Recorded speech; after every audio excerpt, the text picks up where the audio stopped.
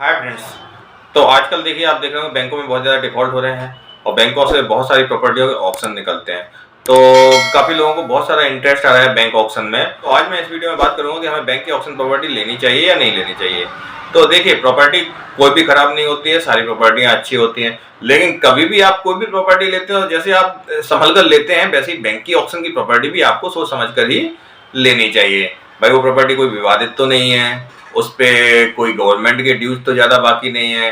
और कई बार ऐसा होता है, कोई लोन में भी गलतियां होती हैं, तो ऐसा कोई गलती तो नहीं है कि प्रॉपर्टी पे लोन नहीं मिल सकता है, वो हो गया है और फिर सामने वाली पार्टी ने डिफॉल्ट कर दिया है तो आप खरीदने के बाद आपको लोन ना मिले।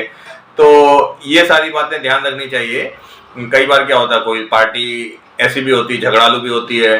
भाई, आपने ले तो लिया, बैंक ने आपको दे दिया, बैंक तो फ्री हो जाता है, बैंक तो अथॉरिटी है, पार्टी बैंक से नहीं लड़ पाती है तो उसके सामने झुकती है। लेकिन जब इंडिविजुअल पार्टी उसको खरीद के पहुंचती है तो वो उसको परेशान करते हैं। तो ये सारे सोशल फैक्टर और document wise, government dues wise title clear है कि नहीं, ये सारा इंश्योर करके ही आपको प्रॉपर्टी के लिए आगे बढ़ना है। साथ ही साथ आपको ये भी देख लेना है बैंक में उसके ओरिजिनल डॉक्यूमेंट है या नहीं है।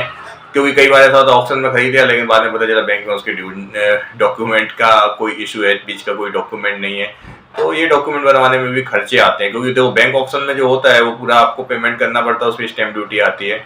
और आप जो बैंक की टर्म्स एंड कंडीशन होती है उसके हिसाब से बैंक कहीं भी फॉल्ट में नहीं आता। आप कोई भी केस कर लीजिए, अगर आपने कुछ भी बहुत सारी गलती बायर की होती है, क्योंकि वो क्या बेचते हैं, as is where is whatever there is basis पर। कुछ भी निकला वो खरीदार की जिम्मेदारी है, खरीदार को देख के इंश्योर करके लेना है।